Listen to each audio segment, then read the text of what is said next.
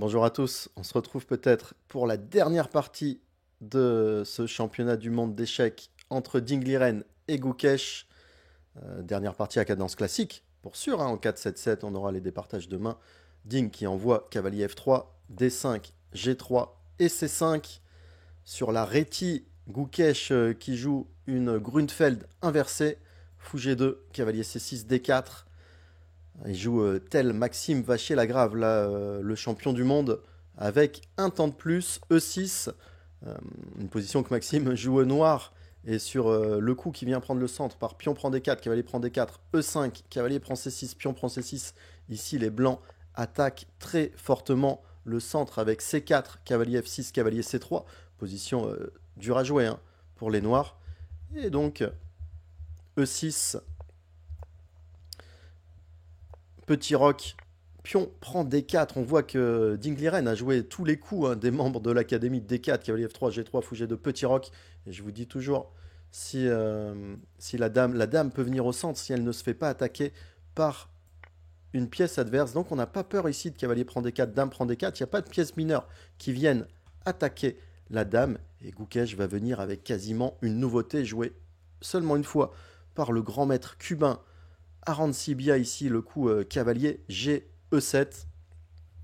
Il veut échanger en D4 et venir attaquer la dame avec cavalier C6. Encore une fois, il sort Dingliren de son ouverture.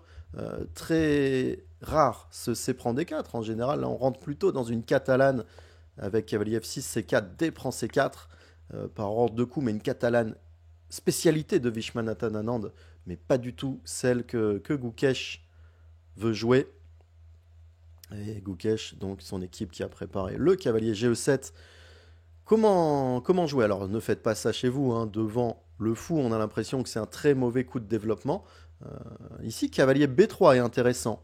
Pour utiliser ce coup, on serait parti sur une position à double tranchant, peut-être après un H5, H4 ou peut-être après un cavalier F5. On ne connaît pas trop la préparation de Gukesh ici, en tout cas le développement qui serait assez inhabituel.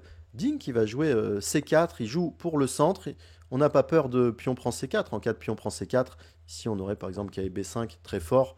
Donc on ne donne pas le pion, on veut ouvrir ce fou G2. Après cavalier prend D4, l'idée de Gukesh évidemment, dame prend D4, cavalier C6. Dingliren va prendre son temps pour jouer Dame D1. Enfin, il a dépensé à peine 20 minutes jusqu'à cette position. Dame D1, c'est pas le coup le plus théorique ou le plus tranchant, on va dire. Si les blancs veulent vraiment jouer pour l'avantage, ici, pour moi, c'était le coup Dame D3. L'ordinateur propose aussi Dame F4, un coup qu'on avait complètement évacué pendant le live, parce qu'ici, les noirs peuvent jouer par exemple Fou D6 et gagner un temps sur la dame, mais bizarrement, après Fou D6, Dame D2, ça joue. Bon, bref, c'est vraiment, faut être extrêmement préparé. Et cavalier GE7 a sorti Dingliren de sa prépa, donc Dame F4, on retire Dame G4, on veut pas non plus, puisqu'il y aurait le fou sur la dame. En C3, on perdrait un temps sur D4, donc le choix, c'était plutôt entre Dame D3 ou Dame D1. En plus, Dame D2, on veut pas non plus devant le fou. Jing va jouer le plus simple. Dame D3 était assez intéressant, avec l'idée sur cavalier E5, qui gagne un pion, hein. C'est pour ça, à mon avis, qu'il n'est pas venu en D3. Dame C2, cavalier prend C4. Ici, de jouer le coup E4, fou E7, cavalier C3. Lordi qui aime assez cette position pour les blancs. Donc le pion, parce que maintenant, si petit roc, on va venir récupérer le pion en D5 avec un très beau développement. Pas facile à jouer. Donc Dame D3, c'était intéressant. D4 aurait certainement été joué. Après E3 pour venir miner le pion. Fou C5, pion prend D4, fou prend D4, la menace. Fou prend F2, échec suivi. Dame prend D3, doit être contré. Donc tour D1, joué ici E5, fou E3, fou G4. Très logique, vient gagner un temps sur la tour. Et tour D2, c'était la position critique de cette ouverture. Meding qui va jouer un coup plus simple et logique quand on n'est pas très préparé. Il va jouer Dame D1. Le coup humain. D4, évidemment, si les noirs prennent le pion par D prend C4, on va le récupérer après, par exemple, Dame A4, suivi de Dame prend C4. Et on voit, hein, que ce fou de la catalane, ce fou G2, est bien plus fort que le fou C8. Et les noirs ont des problèmes de développement à régler. Donc très logiquement, Gukesh va venir prendre le centre avec D4. On ne sait pas trop hein, qui a gagné des temps de développement ici. Soit le cavalier sur la dame, ou la dame qui est venue très dur à dire. On a une position assez inhabituelle. E3 vient taper le centre D4, très logique. Fou C5, pion prend D4, fou prend D4, cavalier C3. On n'a pas peur de fou prend C3, pion prend C3, ça casserait la structure, mais ça va nous donner du développement. Et les cases noires, surtout le fou C8, hein, qui est très problématique par rapport à son homologue blanc en G2, qui est très bien placé. Cavalier C3, petit roc. Tous les coups logiques, alors il y avait toujours des options, mais ici, jusqu'à cette position, les joueurs ont joué les coups les plus logiques. Et ici, moi, je m'attendais au coup Dame 2. Ça ressemble à une sicilienne Rossolimo, cette variante. La sicilienne Rossolimo, c'est complètement différent. Mais on est un peu sur les mêmes structures. Pardon. On est un peu sur les mêmes structures. Après E6, petit roc, cavalier GE7, une ligne que je connais très bien, que je joue très souvent. Et on a la structure avec la majorité à l'aile dame.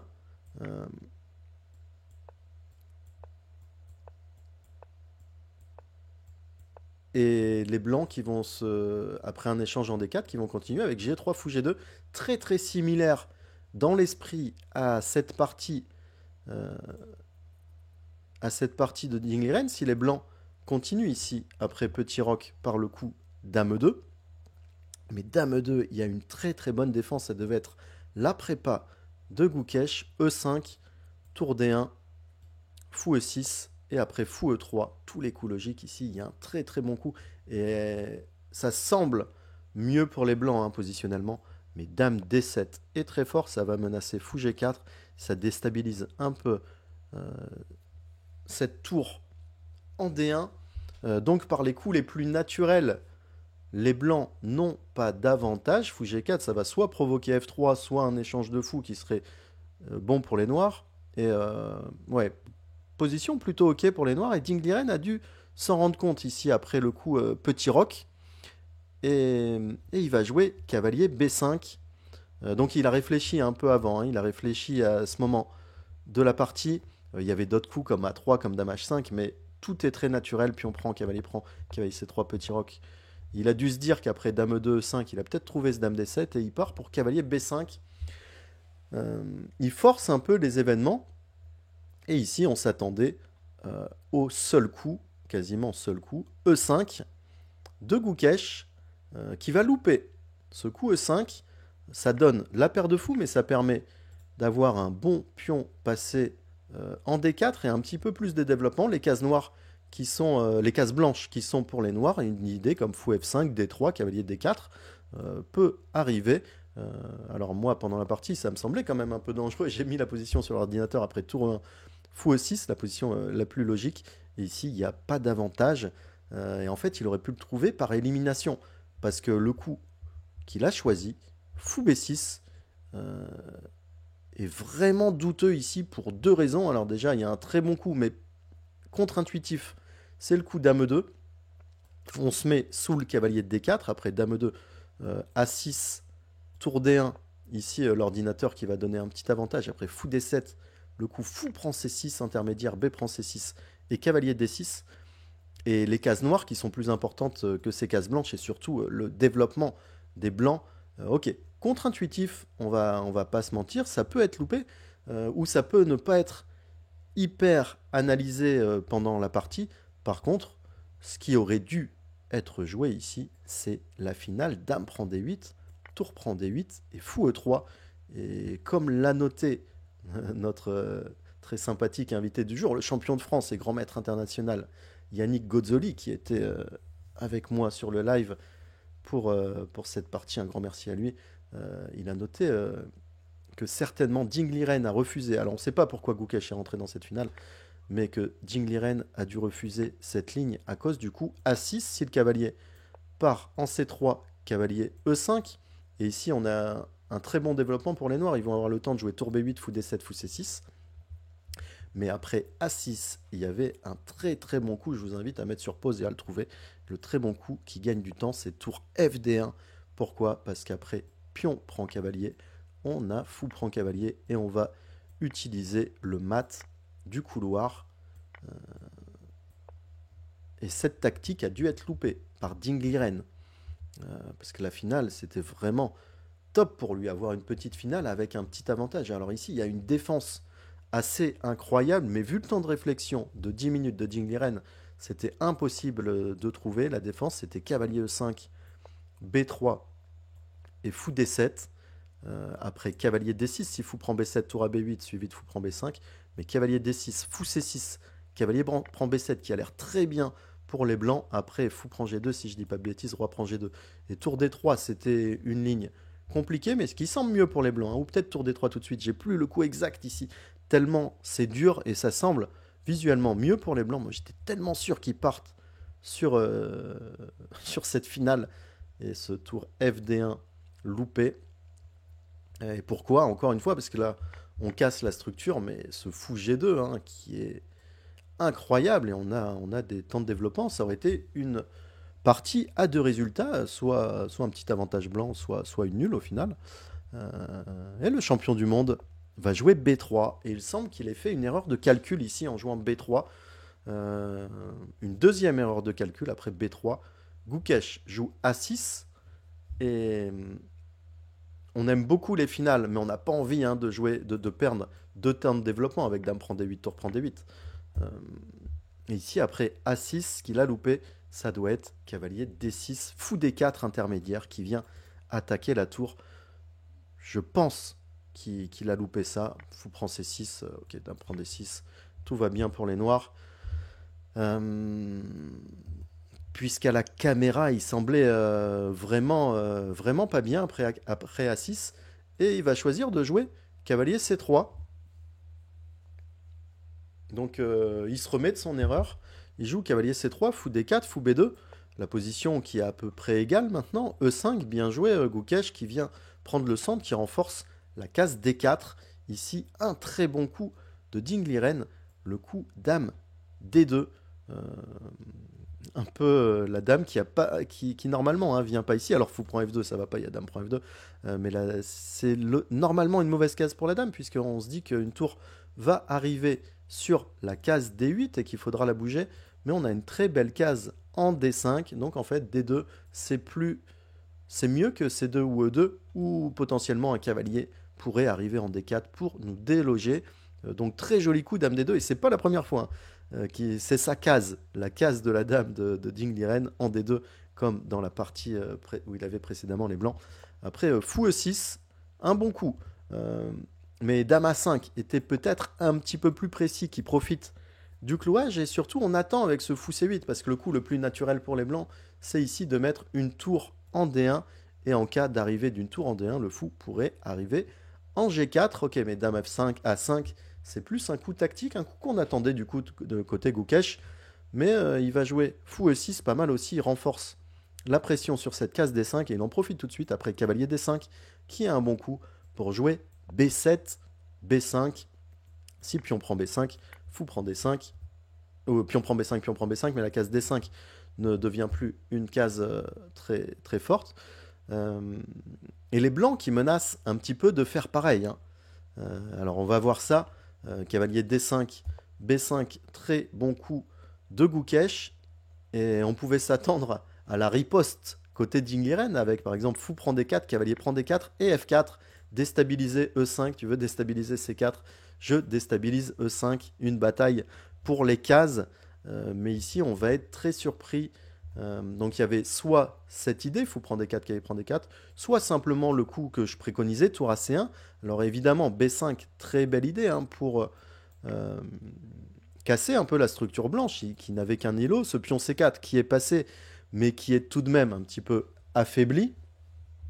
Donc je m'attendais à ça, et un peu plus tard, fou prend D4 et F4 peut-être, ou fou prend D4 et tour E1. En tout cas, une position à jouer, une position intéressante, plutôt un peu agréable pour les blancs.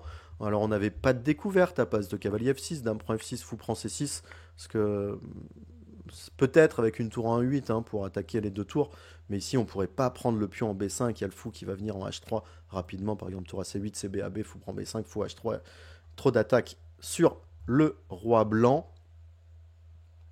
Euh, Après B5, on va être très surpris que Dingliren force la nulle ici avec pion prend dans une position intéressante. Peut-être un poil légèrement mieux pour lui. Il va forcer la nulle avec pion prend B5, A prend B5 et cavalier F4. Il force les événements, il veut tout échanger.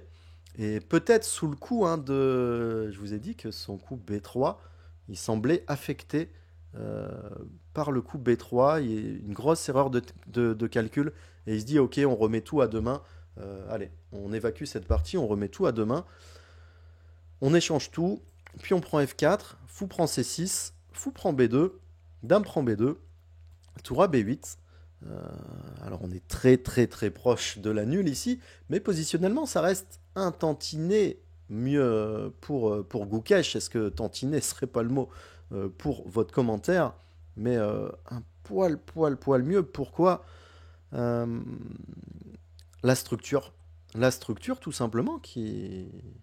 Même si on s'attend à une nulle rapide, la structure est mieux pour les noirs. Donc après tour FD1, dame B6, euh, le roi qui est un petit peu plus faible et, euh, et les blancs qui ont un problème ici.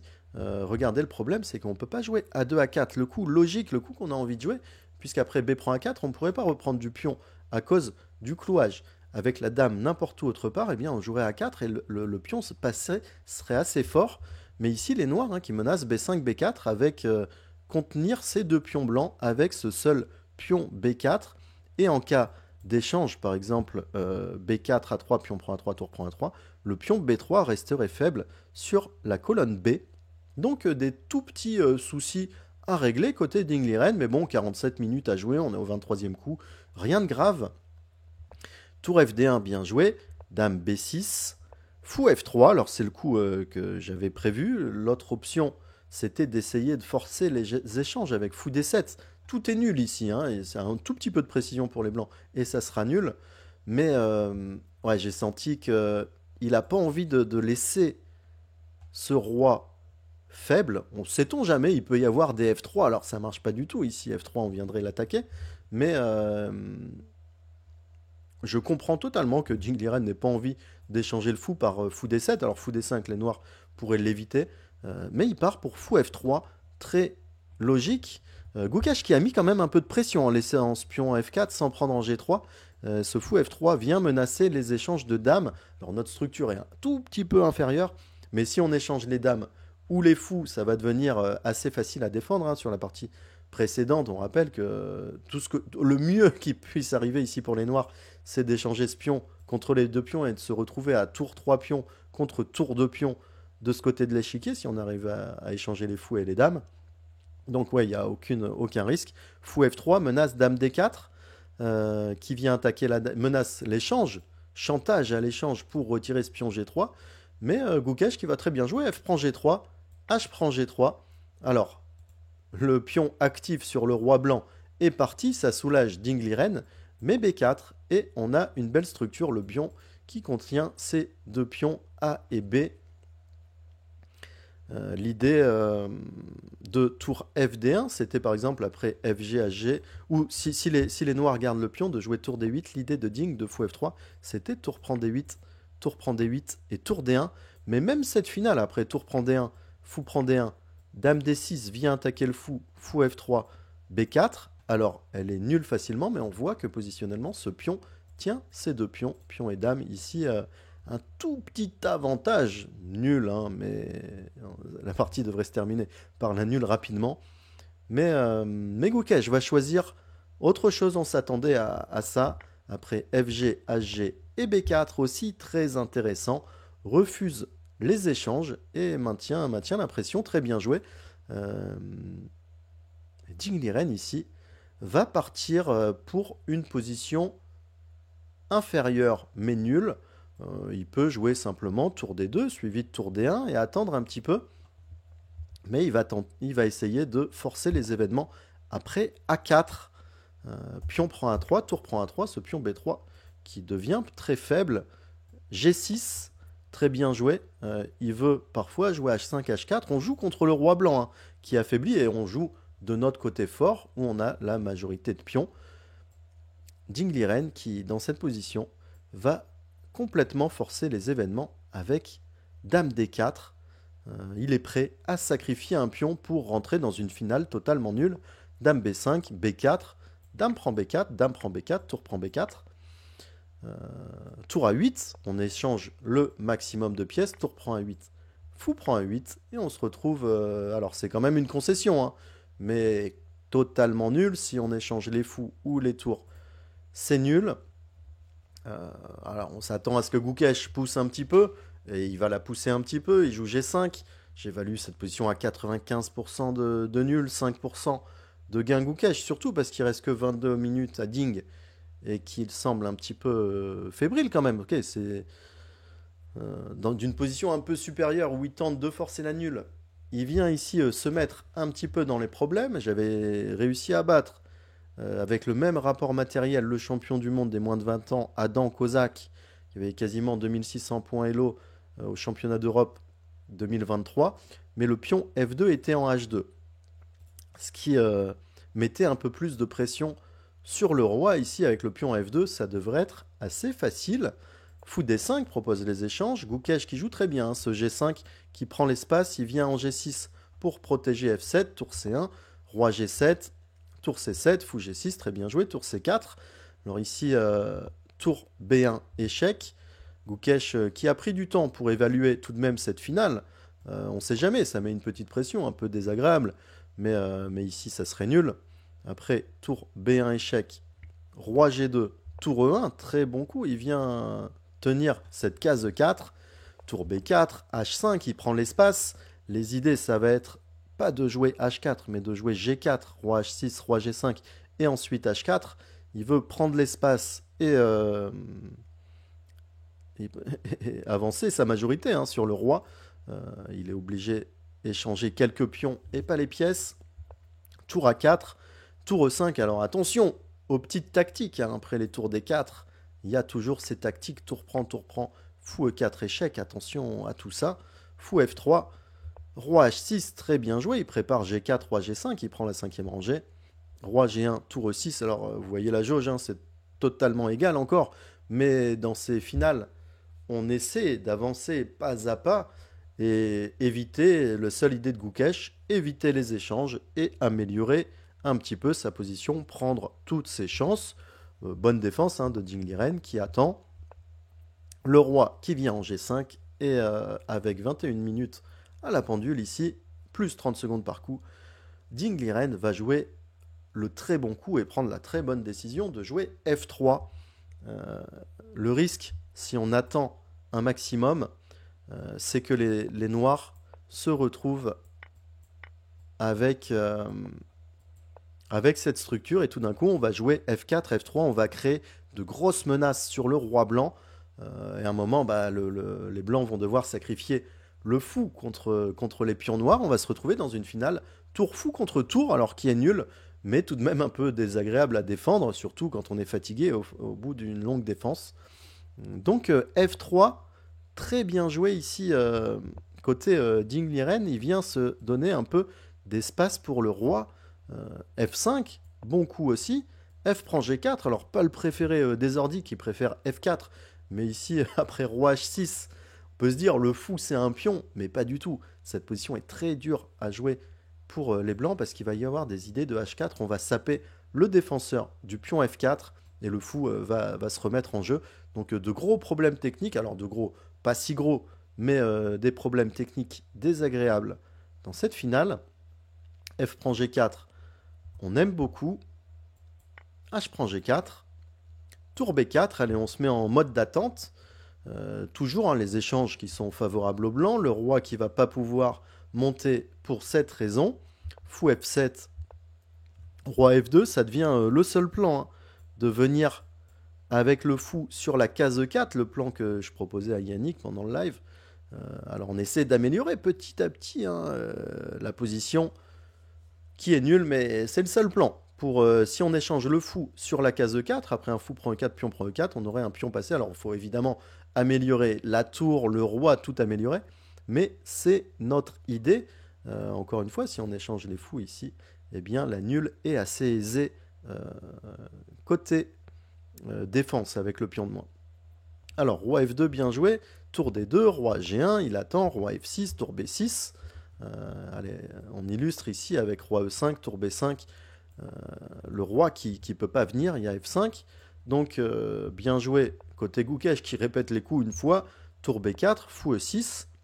Il prépare l'avancée de son roi.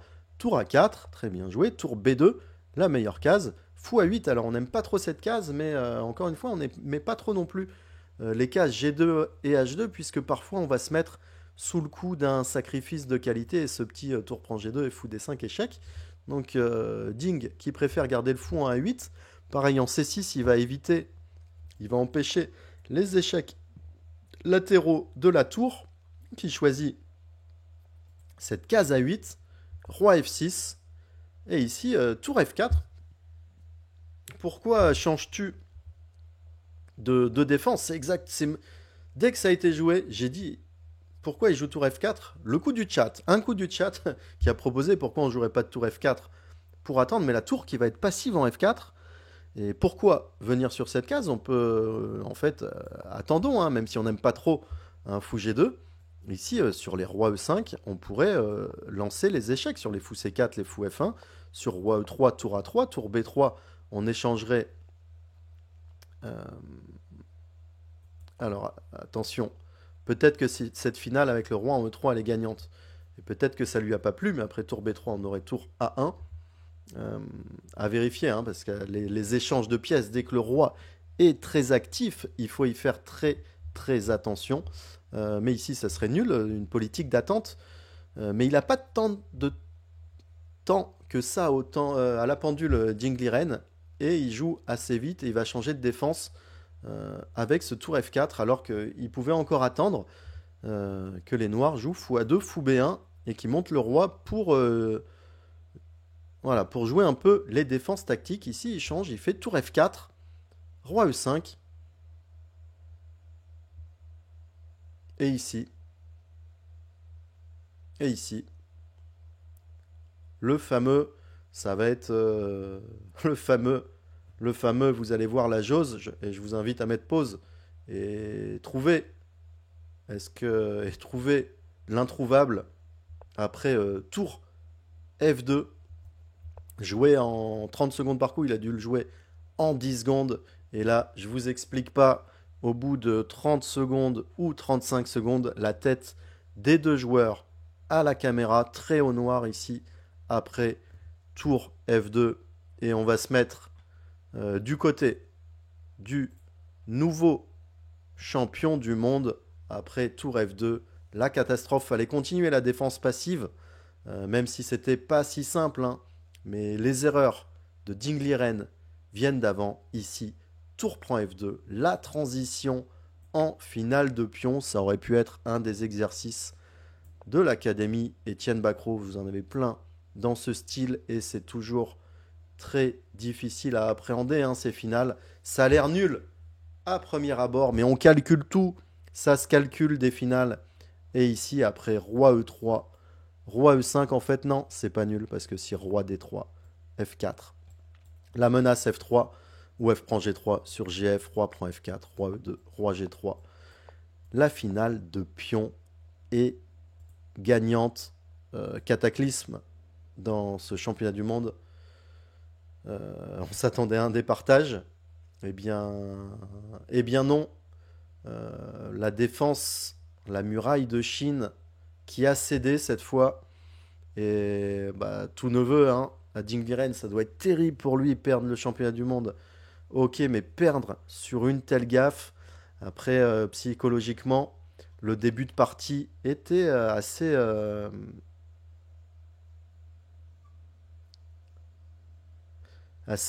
significatif de ce qui pouvait se passer, hein, surtout ce cavalier F4, ce pion prend B5 et cavalier F4. Quand on a une position un peu mieux comme ça, ouais, on n'essaie pas de forcer la nulle. Et attention dans les finales, même les finales théoriquement nulles, eh bien, c'est difficile à jouer même au niveau championnat du monde. Et ça sera dernière partie.